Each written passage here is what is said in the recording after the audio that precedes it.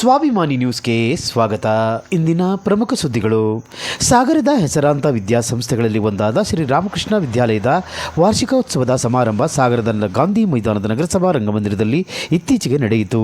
ಸಾಗರ DYSP Gopalakrishna T Naik ಕಾರ್ಯಕ್ರಮ ಉದ್ಘಾಟಿಸಿ ಮಾತನಾಡಿದರು. ಈ ಸಂದರ್ಭದಲ್ಲಿ ಸಾಗರ ನಗರಸಭೆಯ ಸದಸ್ಯರಾದ ನಾಗರತ್ನ, ವಿದ್ಯಾಲಯದ ಪ್ರಾಂಶುಪಾಲರಾದ ಸರಿತಾ ದೇವರಾಜ್, ಮುಖ್ಯ ಶಿಕ್ಷಕ ಲೋಕೇಶ್, ರಾಮಕೃಷ್ಣ ವಿದ್ಯಾಲಯದ ಸಂಸ್ಥಾಪಕ ದೇವರಾಜ್ ಮುಂತಾದವರಿದ್ದರು.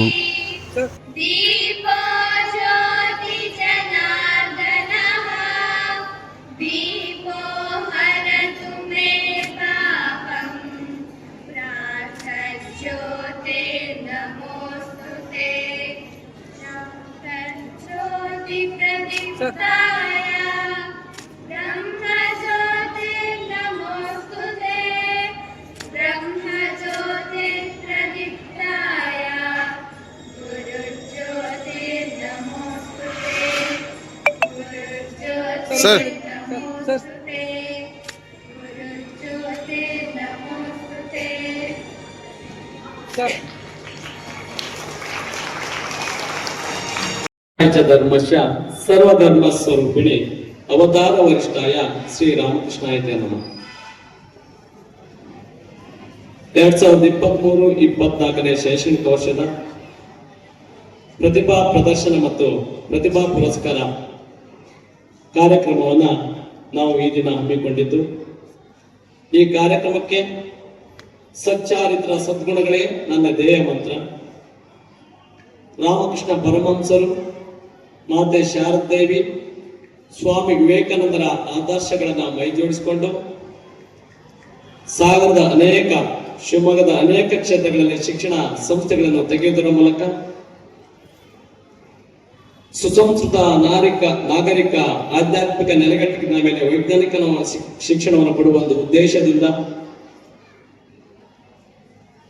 ರಾಮಕೃಷ್ಣ ಪರಮಹಂಸರ ದಿವ್ಯ ಸಾನ್ನಿಧ್ಯದಲ್ಲಿ ಹಾಗೂ ಸ್ವಾಮಿ ವಿವೇಕಾನಂದರ ನಡೆಯುತ್ತಿರುವಂತಹ ಈ ಶಾಲೆಯ ಮುಖ್ಯವಾಗಿ ಆಡಳಿತ ಮಂಡಳಿಯನ್ನು ನೆನಪು ಮಾಡಿಕೊಳ್ಳುತ್ತಾ ವೇದಿಕೆ ಮೇಲಿರುವಂತಹ ಎಲ್ಲರನ್ನ ಉದ್ದೇಶಿಸಿ ಒಂದೆರಡು ಮಾತನ್ನು ಆಡಲಿಕ್ಕೆ ಬಯಸ್ತಾ ಇದ್ದೀನಿ.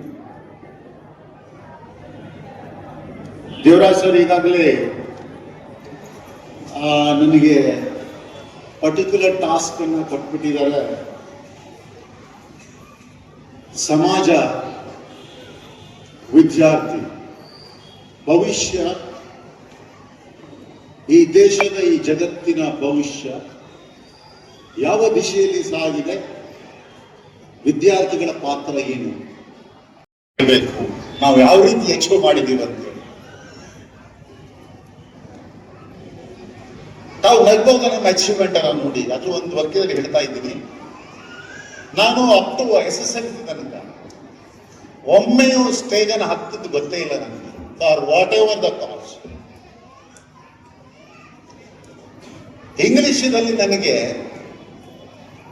ಡಾಗ್ ಕ್ಯಾಟ್ ಟೇಬಲ್ ಬಿಟ್ರೆ ನಾ ಮೂರೇ ಶಬ್ದ ಅರ್ಥ ಆಗ್ತಿದ್ದೆ.